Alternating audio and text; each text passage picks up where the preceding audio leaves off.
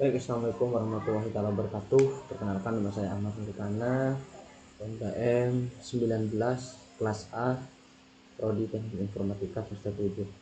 Di sini saya akan menjelaskan definisi cybersecurity. Nah, definisi cybersecurity adalah praktik untuk melindungi sistem komputer, jaringan, perangkat, dan data dari ancaman digital yang berpotensi merusak, mencuri, atau mengakses informasi secara ilegal.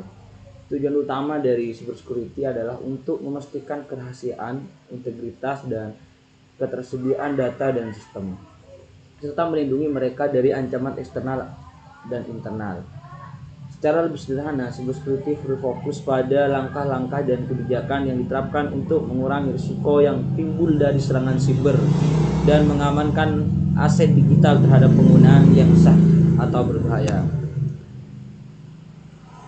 Ancaman keamanan dalam konteks cybersecurity merujuk pada segala bentuk potensi bahaya yang dapat merusak, mengakses atau memanipulasi data dan sistem secara ilegal. Ancaman ini bisa datang dari berbagai sumber, baik eksternal maupun internal.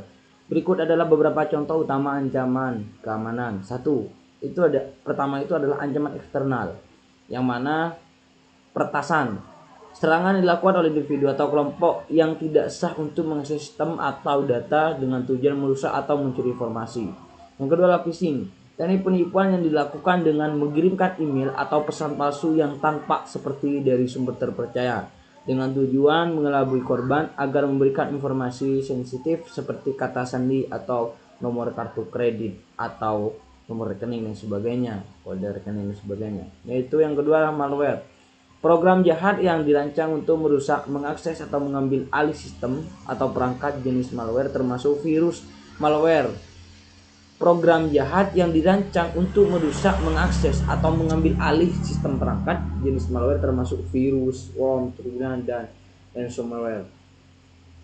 Ransomware jenis malware yang mengenkripsi data korban dan meminta tebusan untuk menembus enkripsi.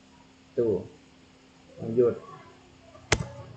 Terus yang kedua, ancaman internal. Nah, ancaman internal ini kecerobohan pengguna, kelalaian atau ketidaksengajaan pengguna yang dapat menyebabkan kebocoran data atau akses tidak sah, seperti menggunakan kata sandi yang lemah atau membuka lampiran email yang berbahaya.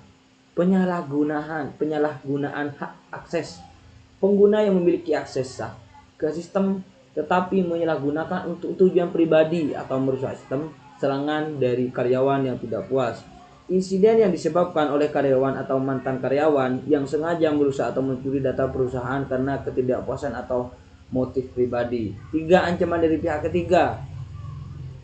Serangan yang menyasar pihak ketiga atau vendor yang memiliki akses ke sistem dan data perusahaan. Penyerang dapat menyusup ke dalam perangkat lunak atau hardware yang digunakan oleh perusahaan untuk menanamkan kode berbahaya. Yang keempat, ancaman fisik, perusakan perangkat keras.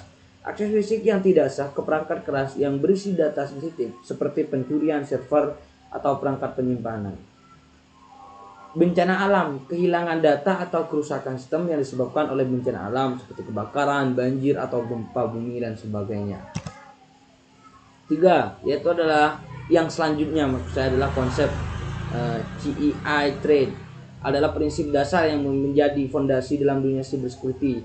Ketiga elemen ini bertujuan untuk menjaga keamanan informasi dan sistem agar tetap terlindungi dari ancaman serta akses yang tidak sah. Berikut penjelasan lebih detail mengenai masing-masing konsep dalam CEI trade. 1. Kerahasiaan, definisi. Berkaitan dengan pelindungan informasi agar hanya pihak yang berwenang yang dapat mengaksesnya. Ini bertujuan untuk mencegah informasi sensitif jauh ke tangan yang salah. Apa tujuan dari ini? Tujuan adalah melindungi data pribadi dan sensitif seperti informasi keuangan, data medis, atau data pelanggan. Contoh, penggunaan enkripsi untuk memastikan hanya pengguna yang memiliki kunci yang tepat dan dapat mengakses data. Pembatasan akses berdasarkan hak istimewa seperti kontrol akses berbasis peran. Yang kedua adalah integritas. Definisi integritas memastikan bahwa data tetap akurat, konsisten, dan tidak dapat diubah atau dimanipulasi oleh pihak yang tidak berwenang. Ini penting untuk menjaga keandalan data agar tetap dalam keadaan yang sah dan utuh. Apa tujuan dari itu? Adalah menjaga agar informasi tidak dimodifikasi atau dirusak tanpa izin, baik secara sengaja maupun tidak sengaja. Contoh, penggunaan tanda tangan digital untuk memastikan bahwa data tidak diubah setelah dikirimkan, penerapan kontrol versi pada dokumen untuk melacak perubahan dan memastikan tidak ada data yang hilang atau dimanipulasi. Yang ketiga adalah ketersediaan definisi. Berkaitan dengan memastikan bahwa sistem aplikasi dan data tersedia dan dapat diakses oleh pengguna yang sah ketika dibutuhkan. Ini penting untuk menjaga kelangsungan operasional dan fungsionalitas sistem. Tujuan, memastikan bahwa layanan dan data tetap dapat diakses oleh pengguna yang sah, bahkan dalam kondisi serangan atau gangguan. Contoh, menerapkan sistem backup yang teratur untuk melindungi data dari kehilangan. Penggunaan teknologi load flashing untuk menjaga agar sistem tetap tersedia meskipun ada lonjakan trafik. Perlindungan terdapat serangan DOS yang dapat mengganggu kesediaan layanan. Freeware IDS secara lebih simpel. Freeware mengontrol lalu lintas jaringan, memblokir atau mengizinkan akses berdasarkan aturan yang sudah ditentukan. Apa tujuannya adalah untuk menghalangi akses tidak sah dari luar, misalnya dari internet. Contoh, memblokir koneksi dari IP yang mencurigakan atau melarang akses ke port yang tidak aman. Yang kedua adalah IDS. Fungsi IDS memantau lalu lintas atau aktivitas sistem untuk mendeteksi serangan atau perilaku mencurigakan. Apa tujuannya adalah memberikan peringatan jika ada ancaman yang terdeteksi. Contohnya, memberi alarm ketika ada percakapan tidak biasa atau upaya peretasan yang terdeteksi dalam jaringan. Perbedaan utama dari itu adalah Freeware bertindak untuk memblokir ancaman, sedangkan IDS hanya mendeteksi dan memberikan peringatan. Freeware mencegah serangan, sementara IDS memberitahu jika ada serangan yang terjadi. Seperti itu. Terus, kriptografi dalam cybersecurity adalah teknik untuk mengamankan data dengan cara mengubah informasi menjadi bentuk yang tidak bisa dibaca tanpa kunci akses. Gimana cara kerja kriptografi ini? Enkripsi. Pertama, enkripsi. Mengubah data asli menjadi kode yang tidak bisa dibaca. Hanya orang yang memiliki kunci yang benar yang bisa mengembalikan data ke bentuk aslinya. Dekripsi, mengubah data yang telah diskripsi kembali ke bentuk aslinya menggunakan kunci yang tepat. Tanda tangan digital. Ini tanda tangan digital digunakan untuk memastikan bahwa data tidak diubah dan datang dari pengirim yang sah. Fungsi khas menghasilkan nilai unik untuk data yang digunakan untuk memastikan apakah data sudah diubah. Apa manfaat dari kriptografi ini? Kerahasiaan, jelas kerahasiaan, menjaga data tetap rahasia. Integritas, memastikan data tidak diubah.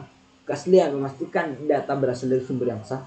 Kriptografi sangat penting untuk menjaga keamanan data di dunia digital. Terima kasih, mungkin hanya itu yang dapat saya sampaikan. Kurang lebihnya mohon maaf. Wassalamualaikum warahmatullahi wabarakatuh.